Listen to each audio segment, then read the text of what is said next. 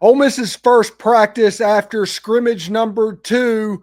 What happened? What's going on? We talked to Daylan Flowers all about it.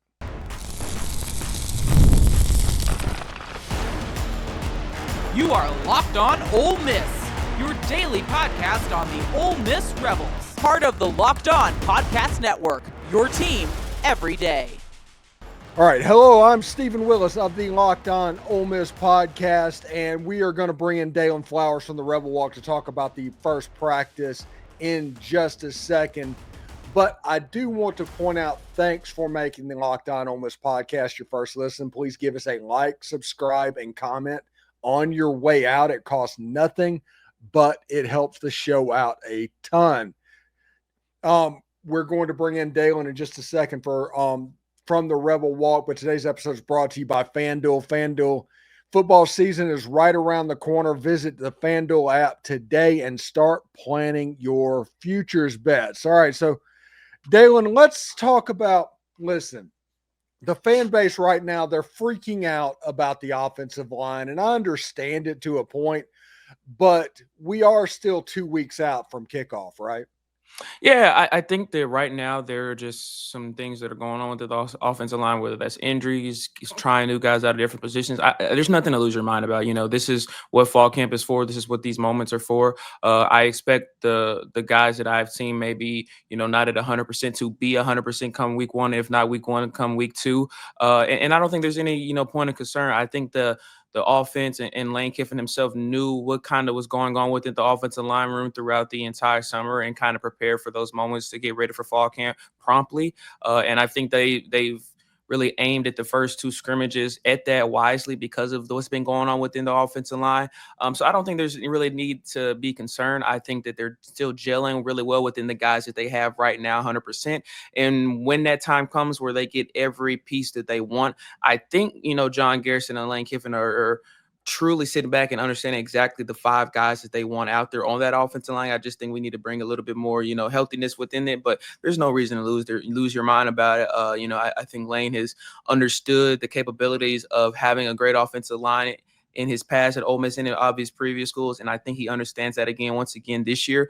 And it's just going to take a little bit of time, and that happens within the moves that they've made this year. But there's no reason to lose your mind. I think that there are opportunities to see a few new guys that maybe you've never heard of, but they can really, really spark some interest within fans in terms of their playing ability. Well, the offensive line was the top story. The second story was probably TJ Banks out at practice, full go. That has to help that secondary out, right, Daylan? Yeah, it provides some, again, depth for the secondary. It provides competition. And I think that's, labeling TJ Banks being back is, and honestly, calling it huge may be an understatement. I think his importance for this team is really, really vital. I think he has the ability to do a lot of different things well for the secondary. Really has the ability to get downhill and stop the run really well. Has great zone coverage abilities. Has great pass hands as well. I think he's a guy that is a utility guy. That Pete Golden has the confidence to use in multiple places, and he has the abilities to do a lot of different things really good. And that's important. The secondary is a position within the team that I think, maybe a few weeks ago, fans had a lot of concerns about, and now at this point are feeling a little bit more comfortable, seeing more progression here and a lot more good things. And I think those players within the safeties, the free safeties, the defensive backs in generals are also now getting, more used to the system within the transfers, and the new guys that they have are competing at a higher level because they're understanding what's being asked of them, and they're understanding the roles that they now need to play. And I think TJ Banks already knew those things, and now luckily, depending on, just how, healthy he actually is, he's going to provide competition within that room. And I think that's really healthy and important for this team, for these guys to continue competing at the highest level. You want to see within this week and the rest of next week, who's going to stamp up, who's going to be the guy to say, this is my time, this is my moment. I'm just starting strong safety. I'm the starting free safety for this team. And even if some of those guys may not make that starting roster, you're going to see those rotations. You're going to see, Pete Golding and his defense make a lot of moves within games and take guys out and put guys in. So having those guys, having that depth is really important. And TJ Banks is really, really important for this team. And I know the energy is going to, grow with him being back within the team and his presence being within the locker room once again for this team. Yeah, it's really interesting. My people that are inside the Manning Center are talking about, they said, hey, look about the Kentucky week. That's the goal. The Kentucky game is the goal. Is TJ Banks looking like he will be ready for Georgia State, or is it still the Kentucky game, or is he ahead of schedule? I think that's a good question. I think just from my perspective, the Kentucky may, be a little bit more, accurate. I think that throughout fall camp, he has been doing some solo work with trainers, been in and out of, working with the trainers inside the therapy room, and has slowly, gradually gotten his way back. He appeared last week in Thursday's campus with a black jersey, no contact jersey on, and was doing the different things with the team, but nothing really full physical or anything like that today. Saw a little bit more from him participating in one-on-one drills against the wide receivers, going in some, fumble drills with the safeties as well. I don't know what the full status of him is, but I would probably say Kentucky. There's healthy competition, but you also don't want to rush him in terms of putting him out there week one and then he re-aggravates an injury or something happens where it messes him up for the entire season. I think you want to just slow the things down and allow him to come back when he's 100%, and whenever that may be, he's going to be very vital for the defense. But I wouldn't rush anything, because right now you have those guys that have worked through this process of fall camp and through the scrimmages and know the places in the schemes that they need to be able to run to be successful. And I think you don't want to really deviate too much from that, especially if TJ Banks isn't 100% right now. So in the secondary, other than TJ Banks, what stood out today? Sage, Ryan and Kapena Gushiken. They definitely seem to be really high within the West Neighbors staff and what Pete Golding seemed to want to run. They're trying a lot of different things out there. Honestly, Jalen Braxton has been out there. I think that there are a collection of guys that could be really good, but I think Sage Ryan's experience in the SEC is very valuable for the secondary, and I think the ability to move really well and have great hip movement and kind of play and be all over the field really intrigues the defense in terms of having Kapena Gushiken out there. And I think they're just two vital guys for this defense. I think that they both have showcased great open field tackling, especially today. And I think they read what the motion plays from the offense are doing within the scrimmages that I've seen. And they've just played really well with a high level. I think the fans have the ability to kind of lose their minds when they see a clip in practice of, one of the defensive backs or the secondary guys getting beat. That's going to happen. It's football and nothing is ever perfect. But I right now I'm seeing a lot of trust within those two guys and from the coaching staff with those two players as well. Jalen Braxton, as he's coming back along to full health, but they have really stood out, those two guys in the secondary, to kind of be the prominent maybe 1-2 punch for the Ole Miss secondary this year. All right, if we move up forward to the linebackers, what stood out from the linebackers group for you today?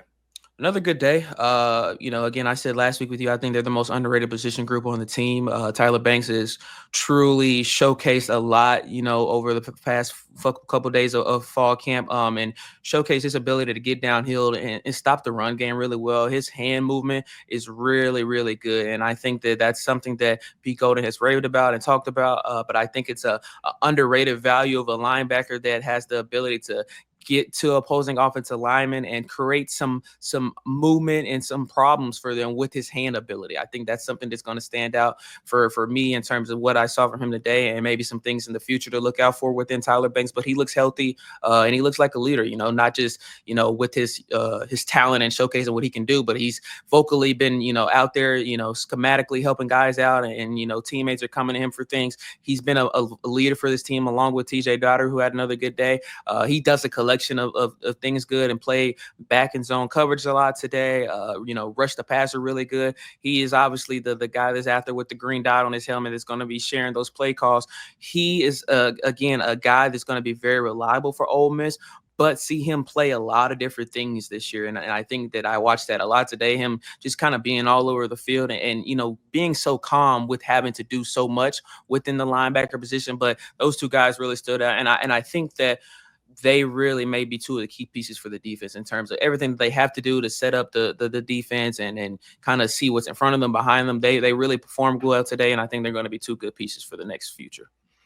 All right, when we come back after a couple of reads and a nice short break, we'll talk about the defensive line, and we will move to the offensive side of the ball, but more Daylan Flowers coming up next. I live down in Florida. So being hydrated is very important. And when I'm on top of my hydration, I notice everything works better. My energy, my mood, my focus, even my skin. But getting enough fluids every single day, that's not always easy. That's why I've been loving Drip Drop. Drip Drop is a doctor developed, scientifically proven for fast hydration drink. It uses the perfect balance of sodium electrolytes and glucose to help your body absorb fluids quickly, delivering 3 times the electrolytes and half the sugar of the leading sports drink. My go-to flavor right now, by the way, is cherry limeade. It is a game changer after a workout or on those extra busy days. And when I walk twice a day in this Florida heat in the middle of August, it can be draining, but Drip Drop helps take care of that. Right now, Drip Drop is offering Locked On listeners 20% off your first order. Just head to dripdrop.com and use the promo code LOCKEDONCollege. That's dripdrop.com, promo code LOCKEDONCollege, all one word, for 20% off. Stock up now before the heat hits really hard. And have you ever decided at the last minute to head to a ball game with friends or family? Maybe it's game day and you suddenly realize you want to be in the stands. Ole Miss is completely sold out of tickets. How are you going to get into the game? Well, that is exactly where Game Time comes in. It's the easiest way to grab last minute tickets without all of the stress. With the money you save on tickets, you can even splurge on food, drinks, merch, even invite a bigger group to come with you. Game Time makes all of that possible. Game Time makes buying tickets fast and simple. Prices on the app actually drop the closer you get to first pitch, and the incredible last-minute deals, clear seat views, and the lowest price guarantee that takes the worry out of buying. Game Time is actually the official ticketing partner of Major League Baseball, making it easy to browse the app for exciting upcoming MLB games like Houston at Detroit. That'll have all the eyes around the country on it before college football. So take the guesswork out of buying tickets. Download the Game Time app, create an account, and use code LOCKEDONCollege, all one word, for $20 off your first purchase. Terms apply. Again, create an account, redeem code LOCKEDONCOLLEGE for $20 off. Download the Game Time app today. Last minute tickets, lowest price guaranteed. All right, so let's go back to Daylan Flowers. And Daylan, the defensive line is interesting to me because I think this Ole Miss team, and I'm going to do a whole podcast tomorrow on it, this Ole Miss team is going to go as far as the defensive line takes. Yeah, watching them, they seemingly get better every practice. I think that, Lane Kiffin is very high on them, and as well as Pete Golding. Pete, mentioned in his pressers last week that honestly it stood out to me because I really didn't even acknowledge it, but they had not taken any portal guys for the interior defensive front. They were confident in the guys that they recruited out of high school that have been here for a couple of years and knew the playbook and knew the system and learned from some guys last year that are now in the league to understand what it takes to be at the next level, but as well what it takes to be great here at Ole Miss. And those guys really have just stood out throughout the entire fall camp. And even the guys that they brought in on the edge and some returners as well. Deshaun Womack had another good day. Kameron Beavers really stood out to me as well. I think there are a collection of young guys like Beavers and Cam Franklin who really, really can be impressive for this team. And once again, just having depth on that defensive line, having depth on the trenches is really important for any team to succeed, especially in the SEC. I think there are guys that are just competing at a high level. But what stands out the most to me about today, and as well just the entire collection of fall camp, is just the chemistry that these guys on the defensive front have. They all believe in each other. They're all trying to lift each other up, and they all just want to see each other succeed at the end of the day. And that's very important within a group of guys that have the potential, I think, from my perspective, to be really, really good once again. And I think there are guys that are slowly finding out how good they really can be at different things that maybe they've never been asked to do. Jamarious Brown had another good day. We were able to speak with him during pressers a few weeks ago. He seems really locked in, has great size on him, and the defense are utilizing him really strongly. I just think those guys have great cohesion right now and are truly talented at each different level within each guy they have. And you'll see see a collection of guys be out there this season, whether we talked about Princewell, Mommy Yellen, Cam Franklin will be out there. You'll see Xavier Harris, who's taking over that leadership role within that defensive line.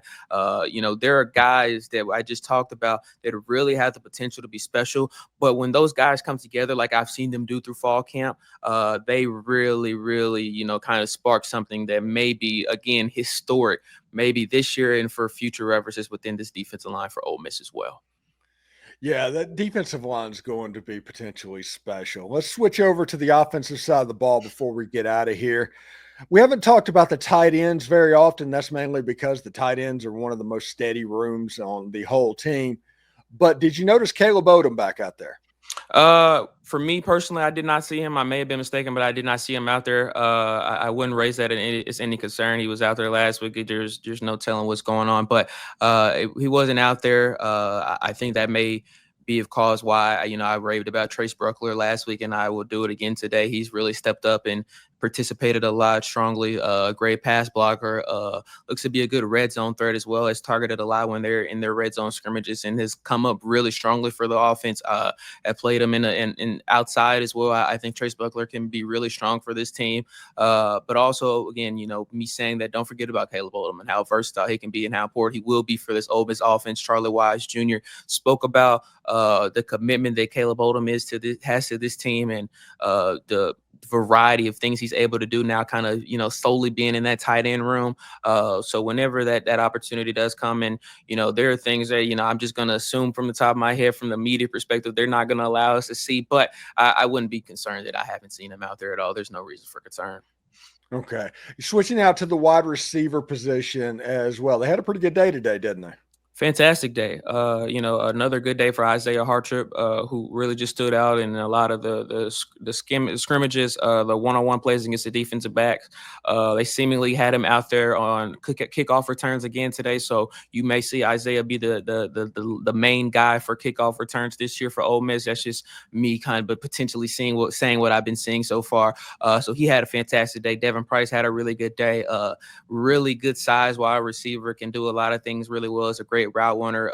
It has big play magic as well. And I think, this is going to be the position for the offense. I think that they have the most talent within the wide receiver room on the offense. And guys just continue to improve. Caden Lee's obviously going to lead that room, but you have a collection of guys on the wide receiver room that today and throughout fall camp have showcased they have the ability to do a lot of different things really good. And that's important. When things get tough, when you need a third and short, or when you need a third and long, they have the guys that can go out there and make those plays happen. And I think that's important for the up-tempo offense that Lane Kiffin wants to run. I think that's important to systematically get back to where they want to be in the run game as well. When you have a potent offense that they can do the three levels good, short passes, medium passes, and long passes, then hopefully the holes for the run game will open up. And I think they have the wide receiver room that they want to have guys that do all of those different three things really good. So the wide receiver room had a really, really good day today. And I think they really are going to be a key piece in how successful this entire Ole Miss team can be this year. All right, and last question. The people I've talked to said that the running back room is basically decided. They haven't announced anything, but it looks like Kewan Lacy is going to end up winning that job. Yeah. What have you noticed from the running backs? Yeah, I've said that with you over the last maybe week or two. I think he's just been marvelous. Reads the gaps really well and gets into the gaps really well, and is very elusive and really hard to take down in terms of maybe one-on-one open play, moments against linebackers and even any guy really in the defense. And has great receiving abilities as well. I think that may be showcased for him throughout the season and for Ole Miss fans to look out for. I think he provides a lot. You'll see guys, of course, like Logan Diggs really be in the mix as well.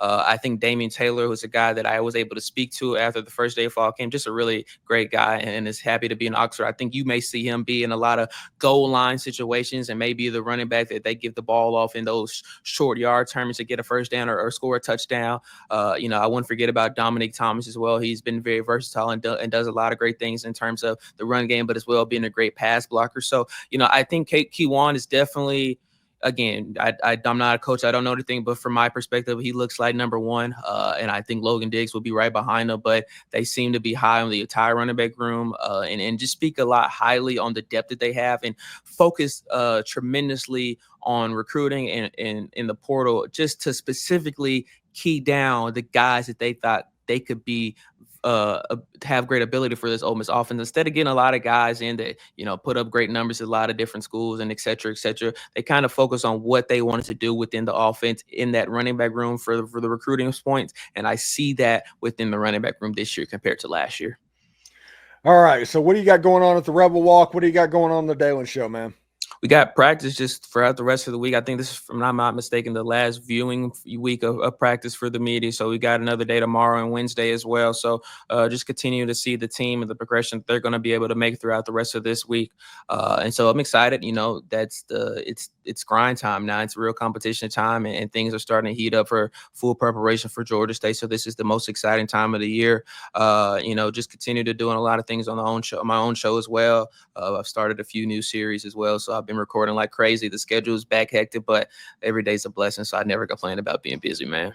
All right. Before we get out of here, Kansas State or Iowa State? Who you got? Great question. I'm going to go Kansas State in a close one. Kansas State in a close one. Daylan Flowers joins the show. Want to appreciate it, man, for stopping by. And we will talk to you Wednesday. Wednesday will be the next time that everybody will see Daylan. So, Daylan, thank you very much, man. Thank you, guys. Take care, y'all. All right. Daylan Flowers from the Rebel Walk joins us, and thank you for making Locked On Ole Miss your go-to source for Ole Miss sports. We pride ourselves on offering the most comprehensive perspectives, which is why we're the front door of Ole Miss. If you don't believe me, Google Ole Miss podcast and watch us take up 80% of that page. Don't forget to subscribe to the video, like the video, comment on the video. It helps the show. It's absolutely free. If you listen to the show on one of the podcatchers, please subscribe. Please leave a 5-star review. It helps the show and it's totally free. Your support means the world to us. For your second listen, check out the Portal Show. Brian Smith has the latest rumors, portal entries, and signings. Be the most informed fan on the rapid changes in college football's landscape. Find the Portal Show on YouTube or wherever you listen to podcasts. Hotty toddy. And remember, analytics is just the old English word that means bad football. We'll see you tomorrow.